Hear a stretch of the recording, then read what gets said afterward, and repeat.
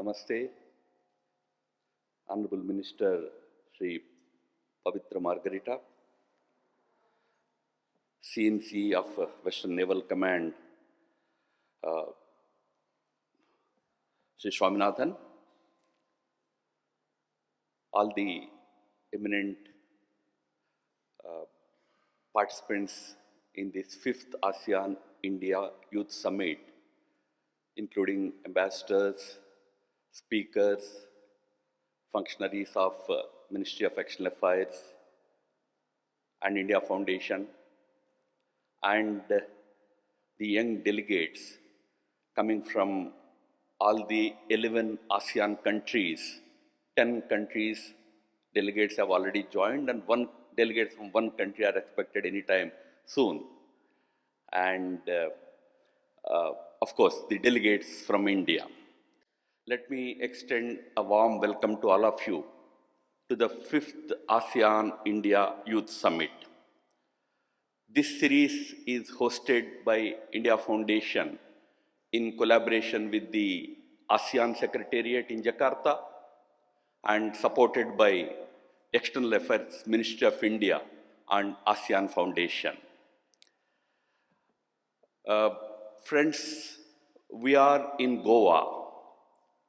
This is one of the very famous coastal cities, rather city-states, on the west coast of India. It's a very beautiful and a major tourist destination. You will go out into the city, the delegates will go out into the city after the sessions are over tomorrow, and you will see a lot of very important colonial and traditional historical monuments here. Goa was under Portuguese colonial rule until 1962. There were many important landmarks built during that period. Goa also happens to be one of the very important port cities in Konkan region of the erstwhile Maratha Empire, a very famous empire in central and western India. You will find a lot of historical places associated with that Maratha Empire also. And this is a place where you will find that confluence, but more essentially the culture, cuisine and customs of the Konkani people or the Maharashtrian people. Incidentally, we are here at a time when people of India, especially people in this part of the country, are celebrating a very, very important festival called Ganesh Chaturthi. It is a festival associated with a very famous Hindu god, very important Hindu god, Ganesha. Some people in other literatures read him as the elephant god. We are at a time when that festival is being celebrated. I'm sure when you go into the city day of tomorrow, you will come across a lot of festivities associated with that festival also. Friends, we are very happy that, of course, Government of Goa also has extended support for hosting this event here. We are thankful to them. Honorable Chief Minister was supposed to join us today, but as I mentioned, it is that festival time, and Goa is full of Ganesh mandals, we call them, Ganesh festival places, and as People's Chief Minister, he has to go to a number of them. He will certainly find time to come and meet with all of us sometime during today or probably tomorrow. We are grateful to the ASEAN Secretariat for supporting us in hosting this event. This is the 5th edition. We do it every 2 years. And this is the 5th edition that we are hosting, and we are always thankful to the ASEAN Secretariat for helping and supporting us. We were hoping to have the Secretary General present amidst us today in person, but unfortunately is not able to join in person, but will have his message delivered during this inaugural session. Uh, Honorable Pavitra Margarita, who is there on the dais today, is India's Minister of State for External Affairs. Ministry of External Affairs of India is, of course, an integral part of this event. We are very thankful to him for accepting the invitation and joining us this morning for the inaugural session. Incidentally, Sri Margarita comes from Northeast India, which is a neighbor of Southeast Asia. Northeast India is connected geographically to Southeast Asia, and he understands, and of course as the minister he is also handling the government affairs of all these Southeast Asian countries, and he knows many of the officials and leaders of this region. No better person can be there for inaugural session than Mr. Margarita. We are thankful to him for joining us this morning. Goa has another very important, unique aspect. It is the headquarters of India's Western Naval Command. Western Naval Command is a very important naval arm of Indian Navy, and it is called the sword arm of Indian Navy. And there is a big naval base here, which you will be visiting, delegates will be visiting day after tomorrow. And we are so glad and happy to have the Commander-in-Chief of Western Naval Command, Vice Admiral Krishnan Swaminathan, with us in this inaugural session. We are also thankful to several ambassadors of Southeast Asian nations stationed in Delhi for joining us in this today conference. We have several of them already here, and a few will be joining later in the day today. And also a few other ambassadors are here, and officials from MEA. We welcome all of them. Our India Foundation senior leaders are here. I welcome all of them.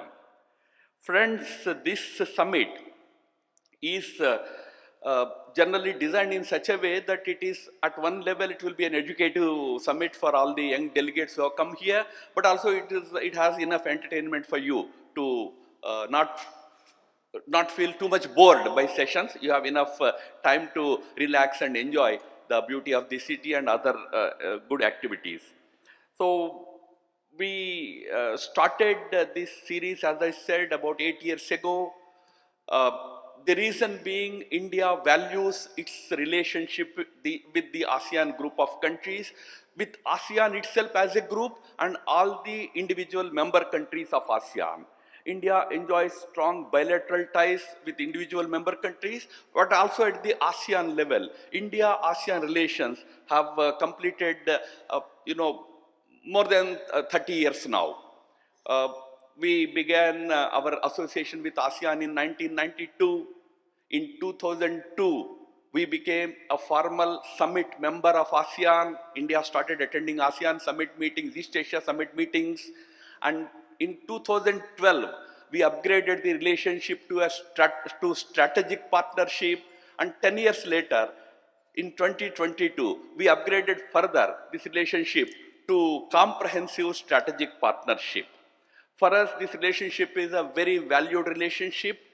Geopolitically, of course, we consider, if you call India as central to Indian Ocean region, we consider ASEAN as pivotal or central to Indo-Pacific region. So we attach a lot of strategic significance also to ASEAN, and ASEAN-India trade and business ties have been growing so strong. We used to be the 4th largest trade partner until a year ago, and today I can probably say proudly that ASEAN became the 3rd largest trade partner for India, with more than $120 billion bilateral trade happening between ASEAN and India. But friends, this relationship is not just about politics, geopolitics, and trade and business. This has much more than that.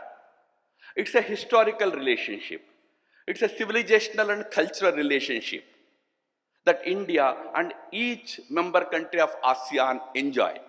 I can proudly say that there is not a single country in the ASEAN group of countries which doesn't have historical, cultural, civilizational links with India. So that way, our relationship goes much beyond politics, much beyond geography, much beyond trade. It is a people-to-people, civilizational, cultural, and historical relationship. In that sense, we are all, of course, coming from different regions, different countries, but we are all civilizational cousins, cultural cousins. This effort of India Foundation is to further strengthen these people-to-people bonds through summits like this one, and we are happy that we have been able to achieve substantial progress and success in that effort. Uh, Before I close, I also must mention, because lots of youngsters from all these countries are sitting here, that we find these youngsters to be very, very important partners for India, because we know the potential of these youngsters. And we know that sooner than later they will rise into high public offices in all your respective countries. As a matter of fact, I can mention at least 3 alumni of India, ASEAN-India Youth Summit, who have now become, important people in their respective countries. One of them is His Excellency Mr. Hun Mani, who is now the Deputy Prime Minister of Cambodia. My ambassador is sitting here. And Mr. Hun Mani happened to be one of the delegates of ASEAN-India Youth Summit, the first summit. And in fact, he was very keen to come for this session, for the inaugural session today, but due to certain domestic compulsions, he could not make it. So he is one person. Then I'm told Miss Rati Kumla from Indonesia, who again attended one of the youth summits, today became a celebrated writer, author in Indonesia, a very famous author and writer in Indonesia. And of course, we have our own Hemang Joshi. I don't know if he's already here. Mr. Hemang Joshi was one of the alumni of this group, and today he is one of the young members of parliament in Indian parliament with a very promising future. So friends, we consider, although these are all youngsters, we consider them to be our future assets for strengthening the ties between India and ASEAN countries. I take this opportunity to extend a hearty and warm welcome to each one of you. Please, of course, I wish a bright future for each one of you here, like the 3 names I mentioned. But otherwise, I welcome all of you. Please enjoy your stay for next 3 days. Thank you. Namaskar.